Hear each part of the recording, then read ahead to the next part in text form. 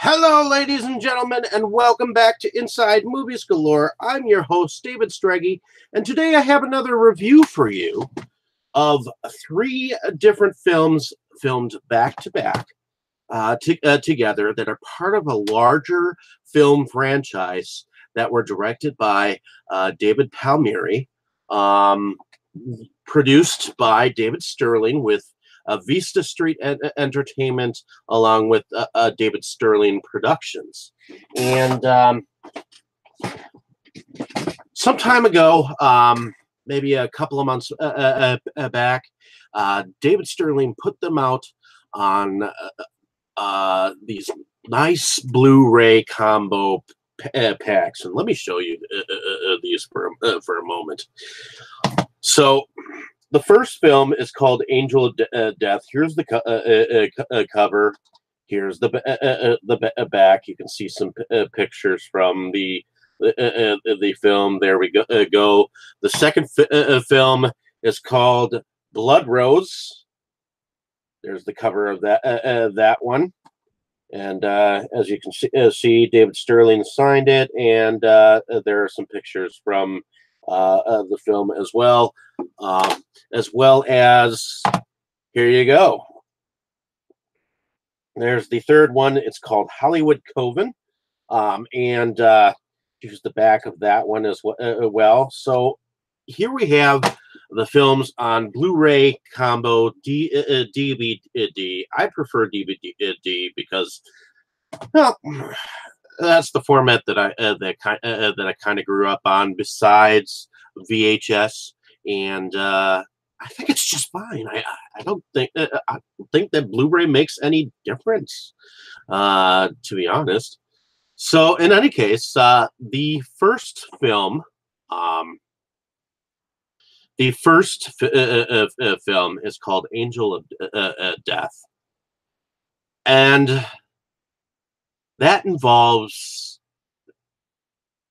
Rose being played by Molly Dougherty, who is evidently a young woman who is coming into some magical powers, and the thing is, she's causing the deaths of several people, and she doesn't know why. And it seems that anger seems to involve the reaction and how she does this. Now, there is a coven that is led by a man by the name of Samuel, who is played by Jeremy Sykes, who runs a yoga institute as a cover for this ulterior motive of gathering a coven, which ultimately we meet a young woman by the name of Sharon, played by Noelle Van Brocklin, who evidently befriends Rose and convinces her to come to Samuel, who supposedly can help her harness her powers. The only thing is, her mother has disappeared, and this is somewhere in between all of this. Detective Lutz and a Detective Garner, played by Bernard Roberts and Leroy Castanen, are on the trail of what exactly is happening, and they find a link to Rose through the victims, and ultimately they all there is also another character played by Ryan Cleary as Will Spanner, who is evidently a warlock, and he seems to work with an older white magic witch by the name of Greta, played by Anne Jeanette Cluis, and so on and so forth. So I like this film. I like story line. I like the actors and actresses evolved. I mean, Rose has the perfect fucking teeth. I, I don't know why I just said that, but I kept looking at her teeth and saying they were just perfect. But there was definitely some CGI involved to show the magical powers that be. There was definitely some blood in the very beginning. Uh, I mean, there was definitely nudity involved, which, if my mind doesn't, if I remember correctly, David Sterling likes a lot of boobs in his films. There's definitely going to be nudity involved, if he can have it and I thought that it was a very interesting end game to have Samuel be this ancient being related to the angel of death, and they're bringing his body back to life through all of these sacrifices. And ultimately, I like how the trilogy leads up to, no, the second film in the series is called Blood Rose. Now, in this particular sequel, after Samuel has supposedly been vanquished, he hasn't really been, because his soul is still can be brought back, evidently. Unbeknownst to Rose, Sharon, played by Noelle Bronklin, becomes the main bad character in this sequel, and she ends up trying to control Rose's body and make her commit these deaths, to bring the soul of the Samuel back to life through the body of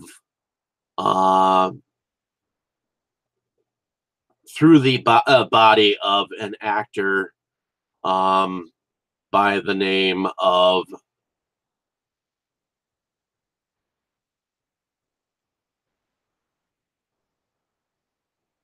Ernest Price. And I actually think that Ernest Price plays a different character, especially once he comes about, and ultimately you realize this being does not care about his individuals who are evidently worshiping his very ground, and there is an end game here that is evidently more greedy than anything else. And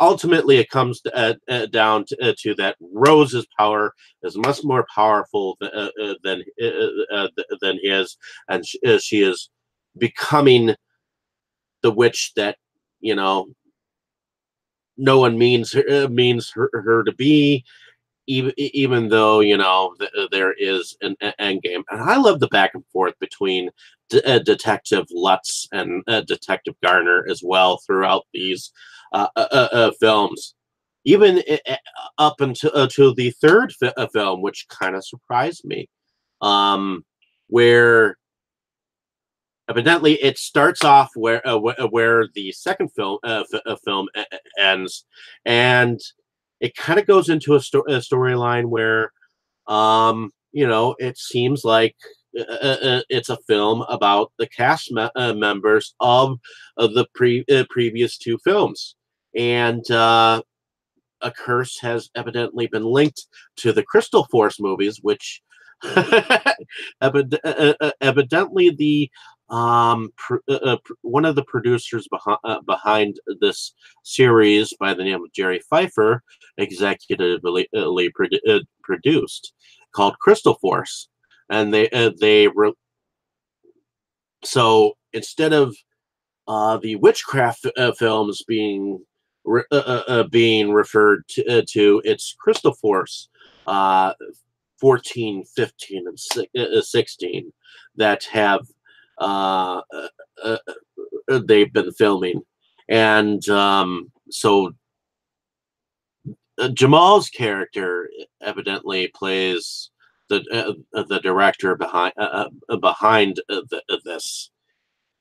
So ultimately, the characters of the cast, including Samuel, who played in the first film, all kind of gather together and evidently have to uh, watch some of the previous films that have been done in this Crystal Force series, so that they can gain uh, gain some acting experience through watching what these past films have done, and what Detective Lutz and Detective Garner, well, actually, it was Detective Garner who uncovered that evidently all of the actors and actresses who have played in all of the previous Crystal Force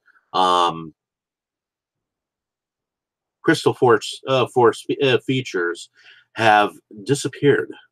So I believe that he has uncovered that many of the actors and actresses in the previous films have actually been killed off, and he suspects that this book that he has found, that Jamal has in his possession, is actually written in blood, in the blood of the former co-stars, and he thinks that they are next in line.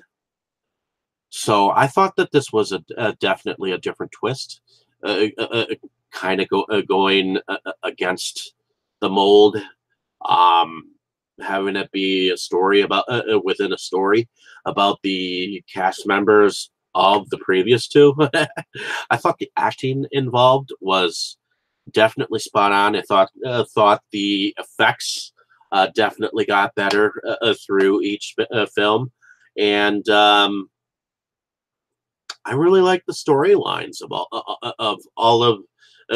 uh, all of all involved. I thought that each character brought their own sense of violence, sense of comedy, sense of character.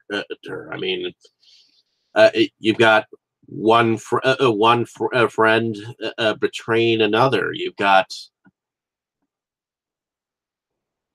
different ideas of who's in power, who's using who for what. Um, and ultimately, it becomes kind of like a spiritual battle between, what is right and what is wrong. Um, and I thought that the characters of I thought that Samuel's character could have been uh, more violent. I think that his character could have been definitely more violent. What I did like is I liked the actor that replaced Samuel in this third film. I think if he would have played Samuel, that would have been awesome. And see if he would have if the man playing Samuel would have played this man that actually replaced him. I thought that probably would have been a lot better. I hate to say. I mean, I thought that the acting involved in the actor replacing him, he had a hell of a lot more steel in his voice. And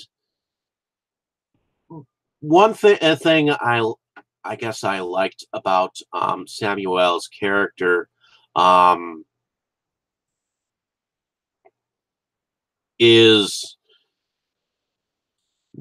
and that would be Jeremy Sykes, is that he had a sense of royalty about him. So whenever he rubbed his hands together, he did that when he wasn't Samuel, when he was just that cast member that he was playing. What's interesting is that they were all the same names of the characters that they portrayed in in the previous two films. They weren't Molly Doherty or Noel Van Broncklin or whatnot. Although in the third film, Angelita or Anjanette Cluis referred to Jamal as David once. So I thought that I know that I heard through some uh, people in northern Wisconsin that I'm associated with. I have heard that these were nothing special, but I actually thought they were. I mean, I I thought they were decent. I thought that they were well put together, well marketed. Um, you got to see Sean C. Phillips, who has been in many different films as a grip, someone who was passing out DVDs, as well as his counterpart, who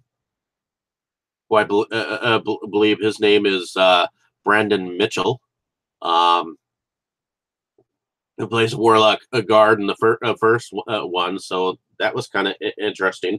Those guys are reviewers, except they do video hunting online. And Sean C. Phillips, he's known as Cool Duder online, and he has ended up being evidently someone who is used in independent films to help market it. So I thought the film, the trilogy of films that came out in this franchise were definitely decent, at least to me. And I just wanted to share my opinions and thoughts on these films with everyone. So thank you for listening. Hopefully you enjoyed my description of these films.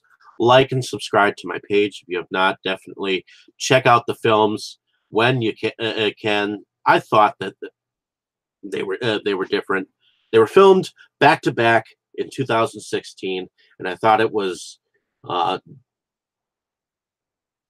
definitely something that I thought it would be unique to talk about them together. They were each connected, and that's why I wanted to talk about them together. I don't know whether or not they connect to any of the previous films in the franchise, but yeah, there we go. I thought that that Molly Doherty definitely played Rose to a T. I definitely think that she could. I would like to see her in some other roles down the road. So definitely directors use her in the future. She's definitely a pretty face to use. In any case, thank you so much. Have a great day, evening, or morning, wherever you are. And thanks for the traffic ahead of time. Appreciate the you being able to look at my reviews and gain something from them. Thank you so much. Have a great day, evening, or morning, wherever you are. I'll definitely have some more cool reviews out down the road. So definitely check out some of my previous shit. And thank you ahead of time.